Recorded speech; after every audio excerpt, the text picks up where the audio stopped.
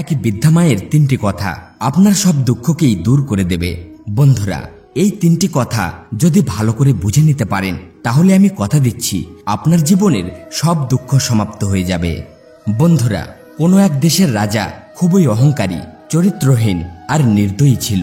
সে তার রাজ্যে এক আইন লাগু করে দেয়, যাদের মাতা পিতার বয়স 70 বছর পেরিয়ে গেছে তাদেরকে সেই বৃদ্ধ মাতা পিতার বোঝা আর বইতে হবে না, বরং তাদেরকে জঙ্গলে রেখে আসতে হবে।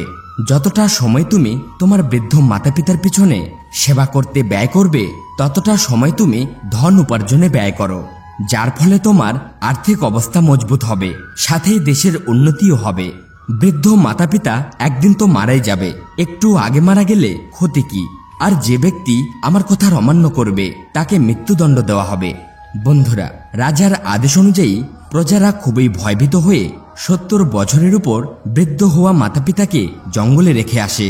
তাদেরই মধ্যে এক যুবক ছিল, সে তার বৃদ্ধা মাকে কাঁধে করে নিয়ে জঙ্গলে যাচ্ছিল। তখন ওই বৃদ্ধা মা ছেলের কাঁধে বসে রাস্তায় যত ঝোপঝাড় পেয়েছে তার ডালপালা ভেঙে রাস্তায় ফেলতে ফেলতে যাচ্ছিল। ছেলে জিজ্ঞাসা করে, মা, তুমি এসব ঝোপঝাড়ের ডালপালা ভেঙে রাস্তায় ফেলতে ফেলতে কেন যাচ্ছ? তখন মা বড়ই মমতার সাথে বলে, পুত্র, আমি সব ডালপালা ভেঙে রাস্তায় এই জন্যই ফেলতে ফেলতে যাচ্ছি যাতে তুমি বাড়ি ফেরার সময় রাস্তা না ভুলে যাও। তুমি এসব পড়ে থাকা ডালপালা দেখে খুবই সহজে বাড়িতে পৌঁছে যাবে। বন্ধুরা, মায়ের কথা শুনে ছেলের গলা শুকিয়ে যায়। ছেলে মনে মনে ভাবতে লাগলো, মা তো জানে আমি তাকে জঙ্গলে রাখতে যাচ্ছি, কিন্তু তবুও আমার জন্য তার চিন্তা হচ্ছে, আর আমি সেই মাকে মৃত্যুর মুখে ছটফট করে মরার জন্য জঙ্গলে রাখতে যাচ্ছি। যে নিজে দুঃখী হয়েও আমাকে সুখী দেখতে চায়, এমন মা যে নিজের সন্তানের সব রকম দুঃখের ব্যাপারে জানে, ভগবানের চেয়েও বড় যার মন, এমন মাকে আমি আর কিছুতেই ত্যাগ করব না, তাতে আমার জীবন যদি যায় যাক।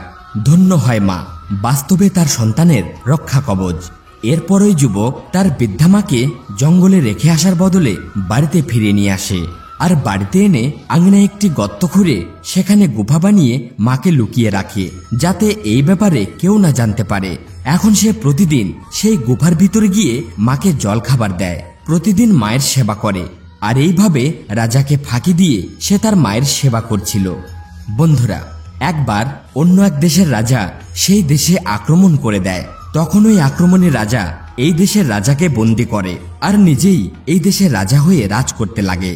যখন ওই আক্রমণী রাজা জানতে পারলেন এই দেশের রাজার আদেশ অনুযায়ী এখানকার প্রজারা তাদের বৃদ্ধ মাতা পিতাকে জঙ্গলে রেখে আসে, তখন ওই রাজা সেখানকার প্রজাদের বলে, দেখো, তোমরা যদি আমার এই দুটো প্রশ্নের উত্তর দিতে পারো তাহলে তোমাদের এই আইন আমি তুলে নেব, আর কারো কোনো শাস্তি হবে না। আমার প্রথম প্রশ্ন, একটি কলসির মধ্যে বড় একটি কুমড়ো ঢুকিয়ে দেখাও। বন্ধুরা, রাজার এই প্রশ্ন শুনে যুবক বাড়িতে চলে আসে, আর এই নিয়ে সে তার মায়ের সাথে আলোচনা করে। তখন মা বলতে লাগলো, পুত্র, রাজার এই শর্ত পুরো করা কি এমন বড় ব্যাপার? শোনো, গাছে ধরে থাকা ছোট্ট একটি কুমড়োকে কলসির মধ্যে রেখে দাও, আর ধীরে ধীরে 10-12 দিনে সেই কুমড়োটি বড় হয়ে উঠবে আর কলসি ভরে যাবে। তখন সেই কলসিটি নিয়ে গিয়ে রাজাকে দেখিয়ে দিও। বন্ধুরা, ওই বৃদ্ধা মা যেমন বলে যুবক তেমনই করে, ছোট্ট একটি কুমড়োকে কলসির ভিতরে রেখে তাকে বড় করে। এরপর সেই কলসিটি নিয়ে গিয়ে রাজাকে দেখায়। কলসির ভিতরে বড় একটি কুমড়োকে দেখে রাজা আশ্চর্য হয়ে যায়। এরপর রাজা তার দ্বিতীয় প্রশ্ন করে। রাজা একই রকম দেখতে দুটি গাভীকে নিয়ে আসে আর দুটি গাভীকেই পাশাপাশি বেঁধে রাখে, আর প্রজাদের বলে, যদি কেউ বলতে পারো এদের মধ্যে কে মা আর কে সন্তান তাহলে আমি তাকে অনেক পুরস্কার দেব।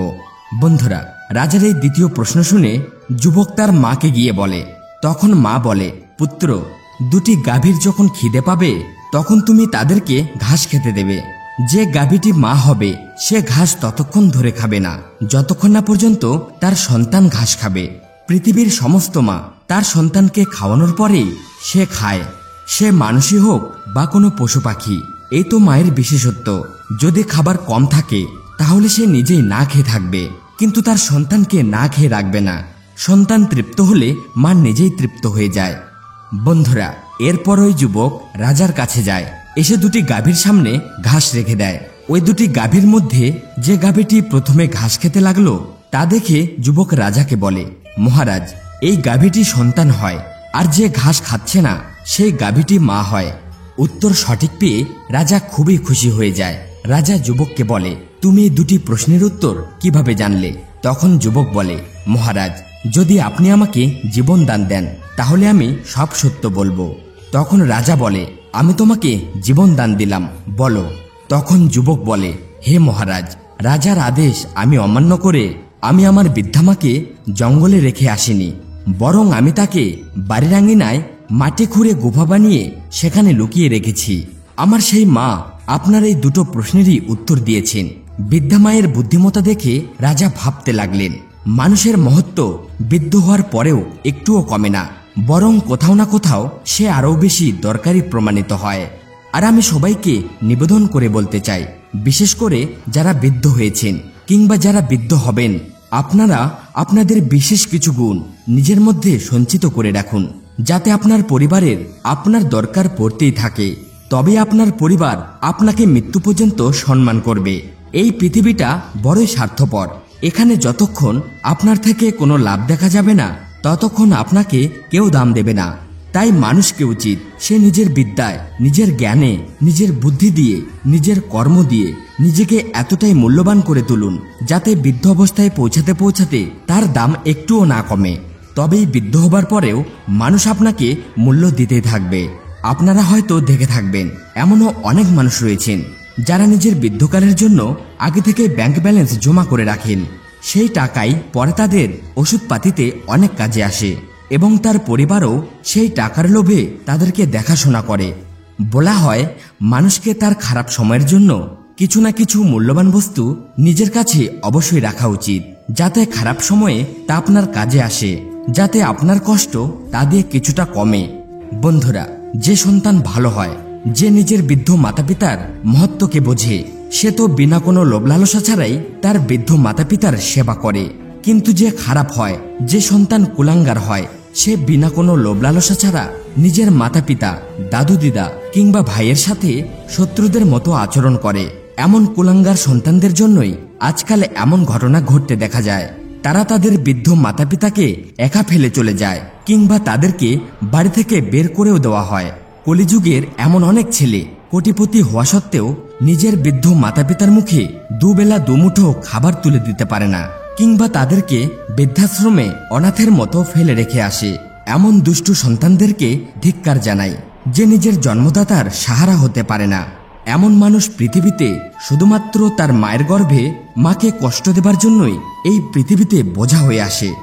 বন্ধুরা, রাজা তক্ষুনি সেই আইন বদলে ফেলে আর প্রজাদের আদেশ দেয়, যাদের যাদের মাতা পিতা জঙ্গলে রয়েছে তারা তাদের বৃদ্ধ মাতা পিতাকে এক্ষুনি ঘরে নিয়ে আসো। এখন থেকে আর কেউ তার বৃদ্ধ মাতা পিতাকে জঙ্গলে রেখে আসবে না। আজ থেকে সবাই নিজের বৃদ্ধ মাতা পিতার সেবা করবে। তো বন্ধুরা, গল্পটি ভালো লাগলে অবশ্যই একটি লাইক দিয়ে দিবেন আর কমেন্ট বক্সে পুরো শ্রদ্ধার সাথে লিখবেন, হরে কৃষ্ণ।